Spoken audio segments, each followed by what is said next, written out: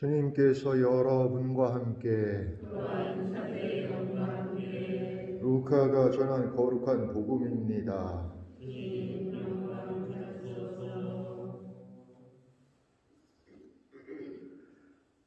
예수님께서는 나자렛으로 가시어 회당에 모여있는 사람들에게 말씀하셨다. 내가 진실로 너에게 말한다. 어떠한 예언자도 자기 고향에서는 환영을 받지 못한다. 내가 참으로 너희에게 말한다. 3년 6개월 동안 하늘이 닫혀 온 땅에 큰 기근이 들었을 때, 큰 기근이 들었던 엘리야 때에 이스라엘의 과부가 많이 있었다. 그러나 엘리야는 그들 가운데 아무에게도 파견되지 않고 시돈 지방 사렙타의 과부에게만 파견되었다. 또 엘리사 예언자 시대에 이스라엘에는 나병 환자가 많이 있었다. 그러나 그들 가운데 아무도 깨끗해지지 않고 시리아 사람 나아만만 깨끗해졌다. 회당에 있던 모든 사람들은 이 말씀을 듣고 화가 잔뜩 났다. 그래서 그들은 들고 일어나 예수님을 고을 밖으로 내몰았다. 그 고을은 산 위에 지어져 있었는데 그들은 예수님을 그 벼랑까지 끌고 가 거기에서 떨어뜨리려고 하였다. 그러나 예수님께서는 그들 한가운데를 가로질러 떠나가셨다. 주님의 말씀입니다.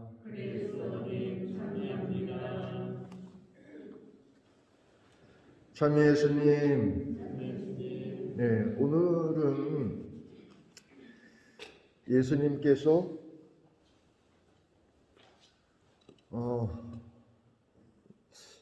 이렇게 군중들을 불쾌하게 하거나 또는 화를 돋구기 위해서 이런 말씀을 한 거는 아닙니다. 그럼에도 불구하고 이것을 들었던 군중들은 그것을 불쾌하게 여기고 또 화를 내고 심지어는 예수님을 죽이려고까지 했다고 합니다. 예수님은 이 엘리야와 엘리사의 이야기를 통해서 이스라엘 백성들이 지금까지 쭉 어떻게 해왔는지를 되돌아보고 또 그것을 회개할 수 있는 그런 마음가짐을 갖기를 원했는데 그렇게 하지 않았습니다. 그러니까 우리는 하느님의 초대에 언제든 제대로 알아듣지 못하고 그와는 전혀 다른 태도를 취할 수 있다는 것을 보여주는 대목이기도 합니다. 특별히 이 엘리야와 엘리사 이야기 중에서 오늘 독서는 열왕기 하권 5장 1절에서 15절까지 나오는 엘리사가 시리아의 나만 장군을 고쳐주는 이야기가 나오고 있습니다. 그런데 여기를 보면 예수님의 의도가 분명해집니다. 사실 나아만은 나병 환자에 걸려 있었고 이 나병은 천형, 하늘이 내린 형벌이라고 느낄 만큼 참혹한 병이었고 그것은 고칠 수 없었습니다.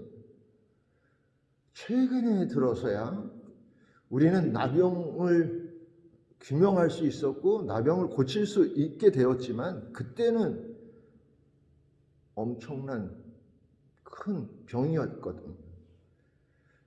그런데 재미있는 것은 시리아의 임금이나 나아만은 그것을 이스라엘 예언자가 고칠 수 있다고 믿었고 이스라엘 임금은 믿지 못했다는 사실입니다.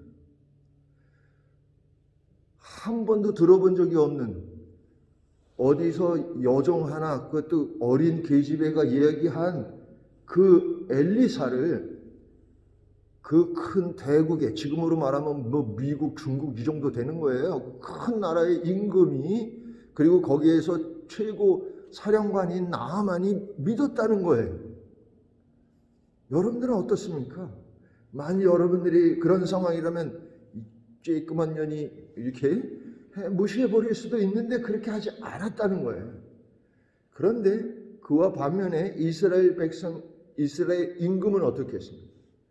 그 얘기를 듣자마자 옷을 찢고 이것은 우리를 침략하려고 하는 핵책이다, 계책이다 이렇게 이야기를 합니다.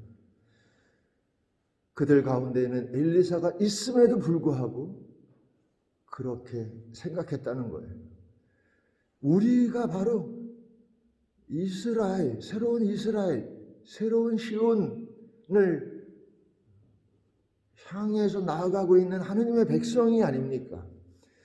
우리 가운데에도 언제든 엘리사는 존재하는데 그것을 믿지 못하는 거죠. 심지어는 어린 꼬마 소녀의 말을 믿지는 못한다고 하더라도 우리 가운데 오시는 하느님의 성령의 사람들의 말씀은 듣고 따르고 수용해야만 하는 것이 아닌가. 그런데 이스라엘 백성들은 오늘 예수님께 대해서도 똑같이 하고 있다는 겁니다. 우리가 신앙인으로서 이 세상에 살면서 신앙인으로서의 그런 태도를 보이기보다는 그저 하나의 액세서리처럼 신앙을 가지고 있는, 물론 여기 오늘 오신 분들은 그런 분들이 내가 이렇게 살펴보니까 없어. 근데 이제 저기 딴 데는 많어. 그러니까 조금 더 이러한 복음 또 이것들을 이렇게 묵상하면서 내가 취해야 할 태도나 믿음은 어떤 것인지를 확실히 할 필요가 있는 거예요.